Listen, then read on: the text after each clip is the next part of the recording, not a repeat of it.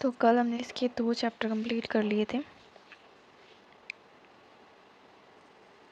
Polity के, पिछले 30 वर्षों के पूर्वावलोकन के। तो हमने फर्स्ट एंड सेकंड चैप्टर ये दोनों कंप्लीट कर लिए थे।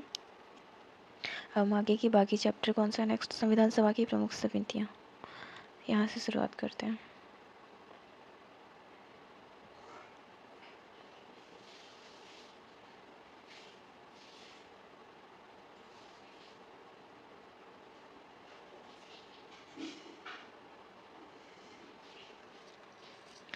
तो ये संविधान सभा की प्रमुख समितियाँ।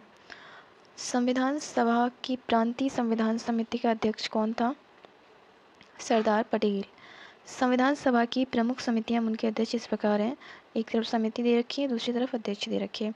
ये बहुत इंपॉर्टेंट होता है, ये वनडे एग्ज़ाम से लेके यूपीएससी तक में पूछता है क्वेश्चन। तो संघीय संविधान समिति पंडित जवाहरलाल नेहरू, प्रक्रिया विषयक नियमों संबंधी समिति डॉक्टर राजेंद्र प्रसाद, संचालन समिति डॉक्टर राजेंद्र प्रसाद, प्रारूप समिति डॉक्टर भीमराव अंबेडकर, मौलिक अधिकारों, अल्पसंख्यकों एवं जनजाति और अपवर्जित क्षेत्रों संबंधी सलाहकार समिति सरदार पटेल, मूल अधिकार की उप समिति जेबी कृपलानी, अल्पसंख्यक उप समिति एचसी मुखर्जी, संघीय शक्तियों संबंधी समिति पंडित जवाहरलाल नेहरू, प्रांतीय संविधान समिति सरदार वल्लभ भाई पटेल, कार्य संचालन ऑर्डर ऑफ बिजनेस संबंधी समिति के.एम. मुंशी।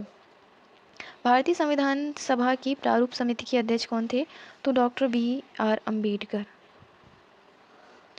डॉक्टर बी.आर. अम्बेडकर की अध्यक्षता में संविधान सभा की प्रारूप समिति में कितने अन्य सदस्य थे? तो कितने अन्य सदस्य थे? 6। अगर टोटल पूछा जाए तो 7, मतलब अध्यक्ष थे, उनके अलावा पूछा गया है तो 6। डॉक्टर बी.आर. अम्बेडकर की अध्यक्षता में गठित संविधान सभा की प्रारूप एवं पांडुलिखन समिति में 6 अन्य सदस्य थे। ये थे एन गोपाला स्वामी अयंगर, अल्लादी कृष्णा स्वामी अय्यर, के.एम. मुंशी, मोहम्मद सादुल्ला, बी.एल. मित्र, डी.पी. खेतान। इनमें से बी.एल. मित्र के स्थान पर एन. माधवराव तथा डी.पी. खेतान की वर्ष 1948 में मृत्यु के बाद टी.टी. कृष्णामाचारी इस समिति में शामिल किए गए। तो जो 2 सदस्य गए थे उनकी जगह पर कौन आ गए? कृष्णा जी आ गए। इससे रिलेट कर सकते हो आप, क्योंकि देखिए इनमें पहले जो मित्र की जगह पे माधव आ गए और डीपी खेतान की जगह पे कृष्णामाचारी आ गए, है ना। तो दोनों ही कृष्णा जी के नाम में आते हैं, कृष्णामाचारी और माधवराव।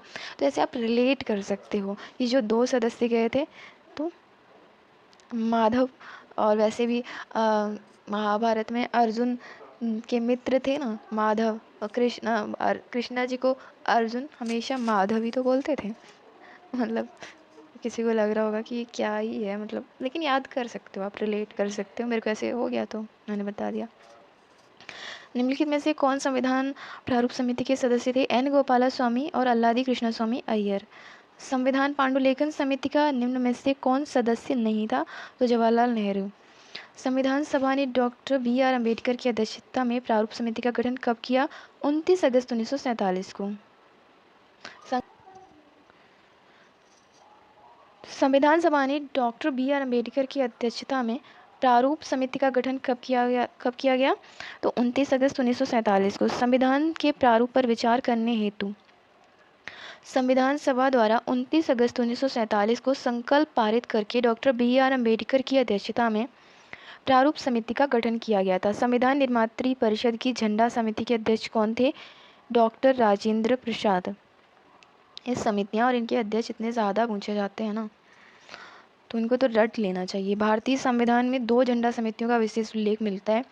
2 अप्रैल 1931 को कांग्रेस के एक राष्ट्रीय अधिवेशन में गठित झंडा समिति, जिसके अध्यक्ष सरदार वल्लभ भाई पटेल थे, तथा शेष 6 सदस्य मौलाना अबुल कलाम आज़ाद, तारा सिंह, जवाहरलाल नेहरू, डी.बी. केलकर, हरिदकर एवं पट्टाभी सीतारमैया। एक तदर्थ झंडा समिति का गठन संविधान निर्मात्री परिषद ने 23 जून 1947 को किया था, जिसके अध्यक्ष थे डॉक्टर राजेंद्र प्रसाद तथा अन्य सदस्य थे अबुल कलाम आज़ाद, सरोजिनी नायडू, श्री राजगोपालाचारी, के.एम. मुंशी एवं डॉक्टर बी.आर. अम्बेडकर। यहाँ संविधान निर्मात्री परिषद द्वारा गठित झंडा समिति का अध्यक्ष पूछा गया है, अतः अभीष्ट उत्तर विकल्प बी होगा। आचार्य जे.बी. कृपलानी किसी झंडा समिति के अध्यक्ष या सदस्य नहीं रहे, जैसा कि अन्य स्रोतों से वर्णित पता चलता है। नेक्स्ट चैप्टर है संविधान का स्रोत, मतलब हमने कौन सी चीज़ कहाँ से ली है। तो भारत के संविधान में उद्देशिका का विचार कहाँ से लिया गया है? यूएसए के संविधान से। सबसे पहला लिखित संविधान भी यूएसए का ही है। भारत के संविधान में उद्देशिका का विचार संयुक्त राज्य अमेरिका के संविधान से लिया गया है, जबकि उद्देशिका की भाषा ऑस्ट्रेलिया के संविधान से ली गई है। तो ये बहुत इम्पॉर्टेंट पॉइंट है। तो विचार कहाँ से लिया गया है? यूएसए से। भाषा कहाँ से ली गई? ऑस्ट्रेलिया के संविधान से। भारतीय राजनीतिक व्यवस्था में इनमें से कौन सर्वोच्च है? तो संविधान जो है वो सर्वोच्च है। संविधान से ऊपर कुछ भी नहीं है हमारे देश में, है ना। भारतीय राजनीतिक व्यवस्था में संविधान सर्वोच्च है। यही राज्य व्यवस्था के स्वरूप और उद्देश्य का निर्धारण करता है। यह विभिन्न इकाइयों के सृजन का प्रावधान करता है। संविधान से ही शासन के सभी अंग, अधिकार एवं शक्ति प्राप्त करते हैं। भारत में न्यायिक पुनरीक्षण जुडिशियल रिव्यू की संकल्पना किस देश के संविधान से ली गई है? तो यूएसए से ली गई है। भारत में न्यायिक पुनरीक्षण की संकल्पना संयुक्त राज्य अमेरिका के संविधान से ली गई है। इसका आशय है कि सर्वोच्च न्यायालय विधानों एवं आदेशों का न्यायिक पुनरावलोकन कर सकता है तथा उन विधानों एवं आदेशों को शून्य घोषित कर सकता है जो संविधान के प्रावधानों का उल्लंघन करती हैं। न्यायिक पुनर्विलोकन की व्यवस्था कौन कौन सी कंट्री में है? तो भारत और यूएसए में है। यूएसए से तो हमने ली है, तो यूएसए और भारत। भारत की संघात्मक व्यवस्था संघवाद किस देश की पद्धति पर आधारित है? तो हमारा फेडरल सिस्टम जो है वो कनाडा के संविधान पर आधारित है।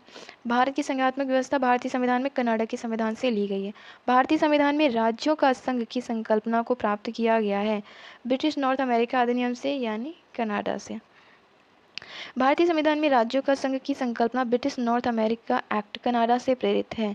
भारतीय संविधान के अनुच्छेद 1 के क्लॉज 1 के अनुसार भारत राज्यों का संघ है। आर्टिकल 1 क्लॉज 1 भारत क्या है? राज्यों का संघ है, यानी राज्यों को भारत हमारे संघ से अलग होने का अधिकार नहीं है ना।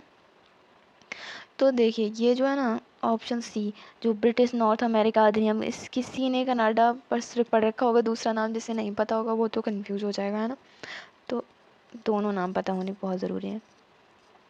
भारत के संविधान निर्माताओं ने 7वीं अनुसूची में वर्णित समवर्ती सूची की अवधारणा को ग्रहण किया है ऑस्ट्रेलिया के संविधान से। भारत के संविधान में समवर्ती सूची को ऑस्ट्रेलिया के संविधान से लिया गया है। इस सूची में ऐसे विषय शामिल हैं जिन पर केंद्र और राज्य दोनों को कानून बनाने का अधिकार है। दोनों द्वारा निर्मित कानूनों की टकराव की स्थिति में केंद्र द्वारा निर्मित कानून ही मान्य होगा, इसे 7वीं अनुसूची में शामिल किया गया है। भारतीय संविधान में राज्य के नीति निर्देशक तत्वों की संकल्पना किस देश के संविधान पर आधारित है? तो डीपीएसपी हमने आयरलैंड से लिए हैं।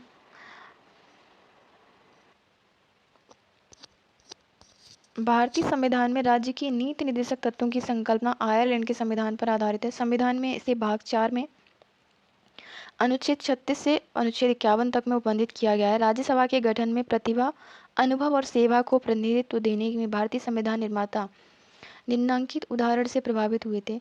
तो आयरिश गणतंत्र से प्रभावित हुए थे। राज्यसभा के गठन में प्रतिभा, अनुभव एवं सेवा को प्रतिनिधित्व देने नामांकन के द्वारा में भारतीय संविधान निर्माता आयरिश गणतंत्र से प्रभावित हुए थे।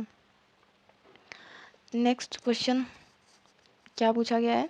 तो आप लोग ध्यान रखोगे, अंडरलाइन सबसे पहले कर लेना है, सही नहीं।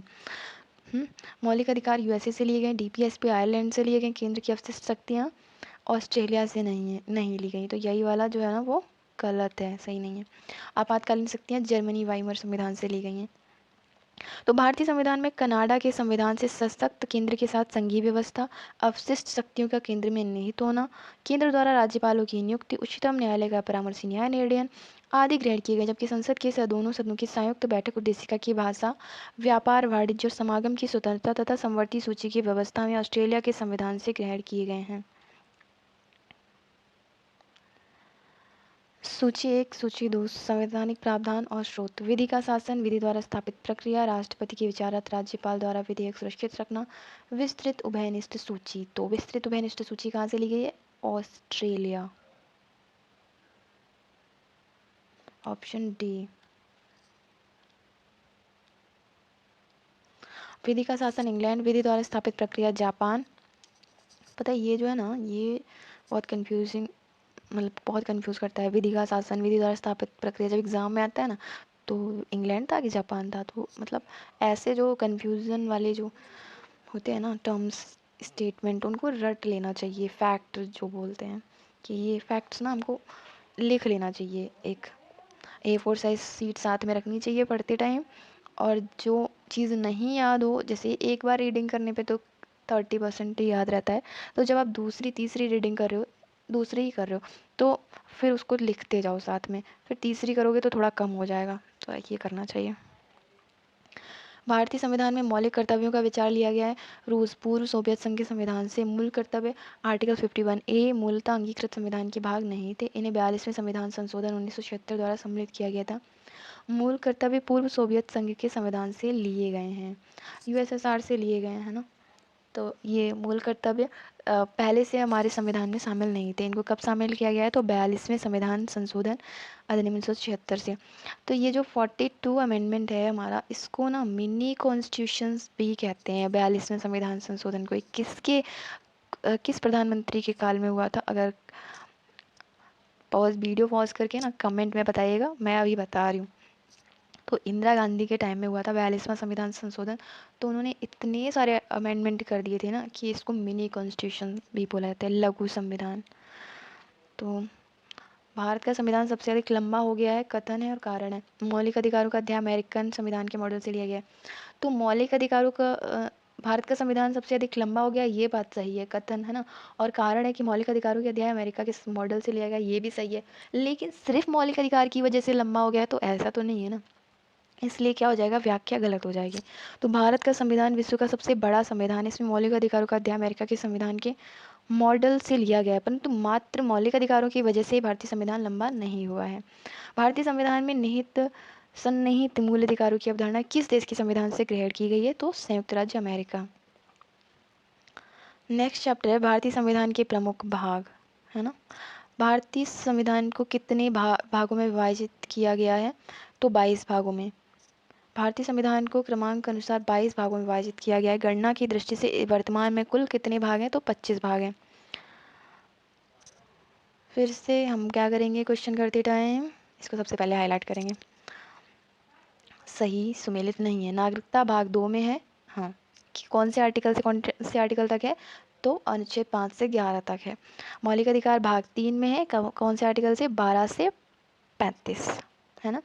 मौलिक कर्तव्य संविधान का भाग, यही वाला गलत हो जाएगा। मौलिक कर्तव्य भाग 4A में आर्टिकल 51A। राज्य संविधान का भाग है 6। मौलिक कर्तव्यों का समावेश भारतीय संविधान के भाग 4A के अंतर्गत किया गया है। अन्य तीनों युग्म सही सुमेलित हैं। कौन सा एक युग्म सही सुमेलित है? तो इसमें क्या पूछा गया है? सही सुमेलित है ना। संविधान का दूसरा भाग मौलिक अधिकार तो नहीं। दूसरे भाग में भी हमने क्या पढ़ा था? तो भाग 2 में क्या है? नागरिकता है। तीसरे भाग में क्या है? नागरिकता तो नहीं है। तीसरे भाग में मौलिक अधिकारों से संबंधित है, फंडामेंटल राइट से। चौथा भाग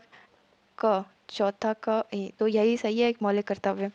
और संविधान का 5वां भाग DPSP नहीं, DPSP भाग 4 में। संविधान का दूसरा भाग नागरिकता, तीसरा भाग फंडामेंटल राइट, चौथा भाग DPSP, 4A फंडामेंटल ड्यूटीज। 5वां भाग किससे संबंधित है? तो संघ से संबंधित है। निम्नलिखित विषयों पर विचार कीजिए तथा उन्हें क्रमानुसार जैसा कि संविधान में उल्लिखित है व्यवस्थित कीजिए। पता है, अगर आप ना साथ में फैक्ट शीट्स बनाते जाओगे ना, चैप्टर वाइज पढ़ते जाओ, एक रीडिंग तो बुक की कर लेनी चाहिए, या बुक नहीं है तो PDF की एक रीडिंग, या वीडियो से, जैसे भी आपको इजी लगता है उससे। और फिर उसके बाद ना आपको हमेशा पेन पेपर साथ में रखना चाहिए और फैक्ट्स लिखते जाने चाहिए। लिखने से ना बहुत ज़्यादा, मतलब हमें लॉन्ग टाइम तक याद रहता है। और प्लस ना आपके नोट्स भी शॉर्ट्स वाले तैयार हो जाते हैं। तो ये बहुत इंपॉर्टेंट है, क्योंकि एग्ज़ाम टाइम में आप इतनी मोटी मोटी बल्कि बुक्स तो रिवाइज नहीं कर सकते हो ना। तो फैक्ट शीट्स आप हर सब्जेक्ट के कुछ कुछ पेपर्स की तैयार होंगी, तो जो फिल्म्स में वैसे भी ना हमसे फैक्ट्स ही के वाले ही क्वेश्चंस गलत हो जाते हैं। कॉन्सेप्ट तो ऑलमोस्ट क्लियर होते ही हैं सभी के, अगर अच्छे से पढ़ाई की है तो। चलो, बहुत बोल लिया मैंने। अगला क्वेश्चन देखते हैं, क्या पूछा गया है? सही उत्तर का चयन करना है। तो उन्हीं क्रमानुसार जैसे संविधान में उल्लिखित है व्यवस्थित करना है। संघ तथा उसका राज्य क्षेत्र, मौलिक कर्तव्य, नागरिकता और DPSP। संविधान का भाग 1 में संघ और उसका राज्य क्षेत्र, संविधान का भाग 4A में मौलिक कर्तव्य, भाग 2 में नागरिकता, भाग 4 में DPSP। तो सही क्रम क्या है? 1 1 3 4 2।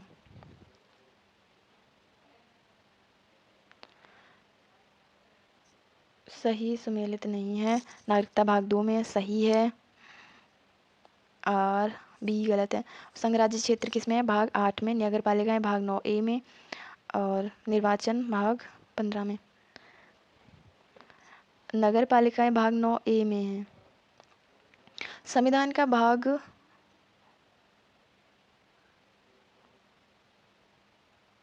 संविधान का भाग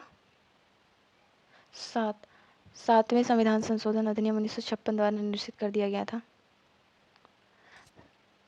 सही उत्तर बताना है।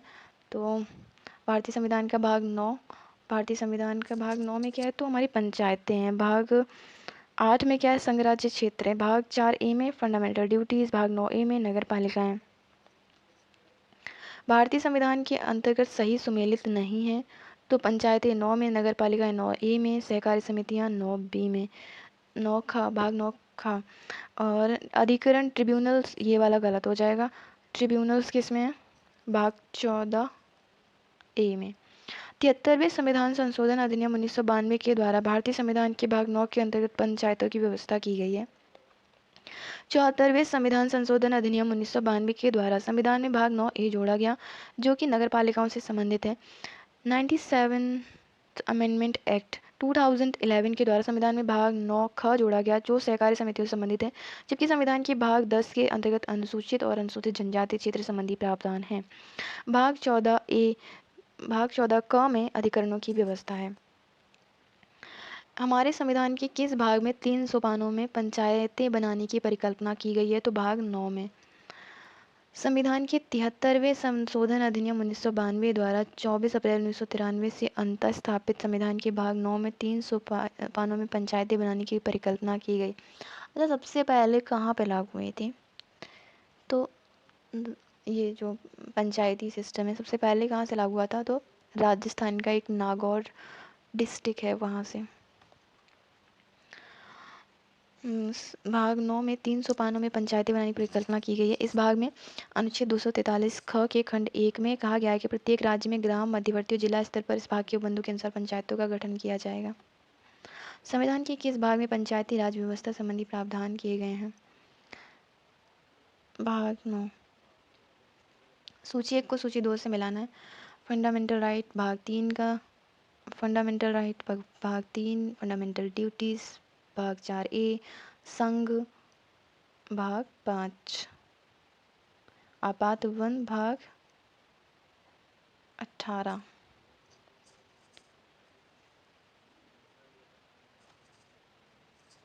नेक्स्ट क्वेश्चन है, क्या है सही नहीं, सही सम्मिलित नहीं है। मूल कर्तव्य भाग 4A सही है। राज्य भाग 6 सही है। भारत का महान्यायवादी, यही गलत है। संघ और राज्यों के अधीन सेवाएं भाग 14। भारत का महान्यायवादी किसमें है? भाग 5 में, अनुच्छेद 76। कौन सा प्रावधान संविधान का भाग सही सम्मिलित नहीं है? तो ऑप्शन डी जो है वो सही सम्मिलित नहीं है।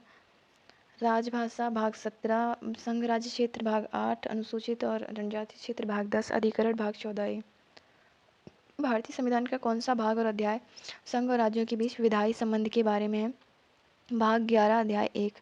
भारतीय संविधान के भाग 11 का अध्याय 1 अनुच्छेद 245 से 255 संघ और राज्यों के बीच विधायी संबंधों के बारे में है, जबकि इसी का भाग का अध्याय 2 अनुच्छेद 256 से 263 प्रशासनिक संबंधों के बारे में है। सूची 1 को सूची 2 से मिलाना है। ऑप्शन बी जो है वो सही है ना। संविधान का भाग 15 में निर्वाचन है, भाग 16 में कुछ वर्गों के संबंध में विशेष उपबंध है, भाग 17 में राजभाषा, भाग 18 में आपात उपबंध। भारतीय संविधान का भाग 16 संबंधित है कुछ वर्गों के लिए विशेष उपबंधों से। तो ये जो नेक्स्ट चैप्टर है ये हम नेक्स्ट वीडियो में कवर करेंगे, संविधान में अनुच्छेद वाले चैप्टर से। तो हमने कितने चैप्टर कंप्लीट कर लिए अभी देखते हैं।